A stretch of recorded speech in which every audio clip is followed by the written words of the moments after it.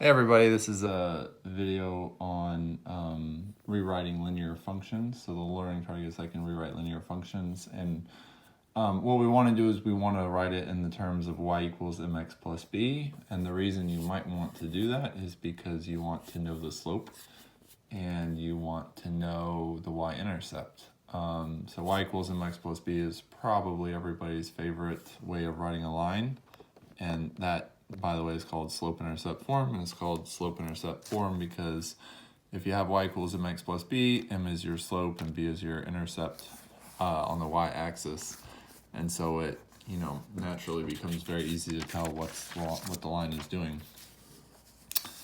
Here's kind of a visualization of it. Okay, this is called standard form, and standard form is x, some number, it can have a coefficient. A is just a coefficient. So ax plus by equals c, where c typically stands for constant, but you can also think about it as just, the third term.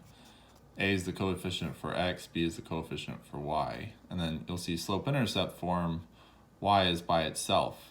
And the key thing is y is on the left of the equation without x and without any other constant.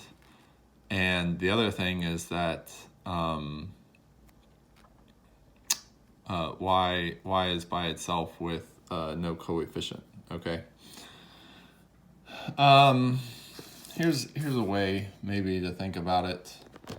So I can come down here a little bit. So what you have in standard form is you have x and y on the left side of the equal sign. And in order to get y by itself, what we have to do is we have to take x and we have to move x across to the other side. And that's what we're going to do today. We're going to take x, we're going to move it over to the other side, and we're going to get y by itself. So there might be two steps. The first step would be to move x with addition or subtraction. And the second step would be to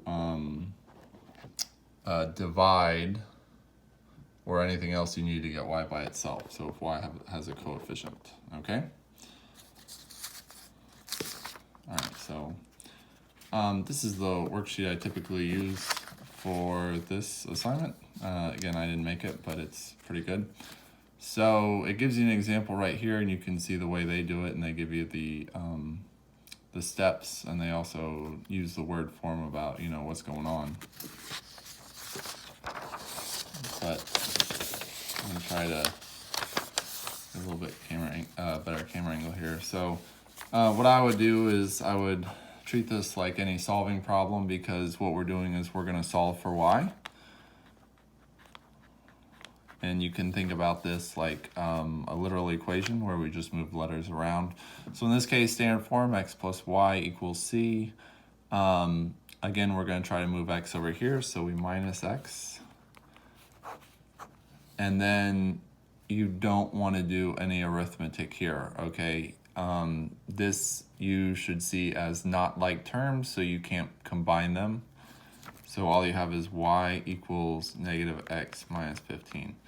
Now, some people are going to say y equals negative 15 minus x. These two are the same thing, but I always write it with x first, and the reason I do that is because I'm trying to get mx plus b form, where my m is negative 1 and my b is negative 15. So my slope is negative 1, and my y-intercept is negative 15. One more quick thing about this problem. This is negative x. You can also say negative 1x. It's the same thing, okay? So let's try number 2. Again, I'm going to start by thinking about it by solving. So over here I have plus 8x, so the inverse operation is minus 8x. So I subtract 8x on both sides. It just cancels, bring down the 2y. Over here, I don't have like terms, so again, there's no arithmetic. So I have negative 8x plus y, plus 1. And then now I have 2 times y, and I need to get y by itself. So this is 2 times y, so the inverse is divide. And this is y equals, right here, this is maybe a tricky part of it. You want to divide both terms by 2. So what I tell students is make a heart, like give everybody love. So we're going to divide that by 2 and that by 2. -8 divided by 2 is -4, and there's an x there. And then 1 over 2 is just 1/2, so it'd be plus 1/2.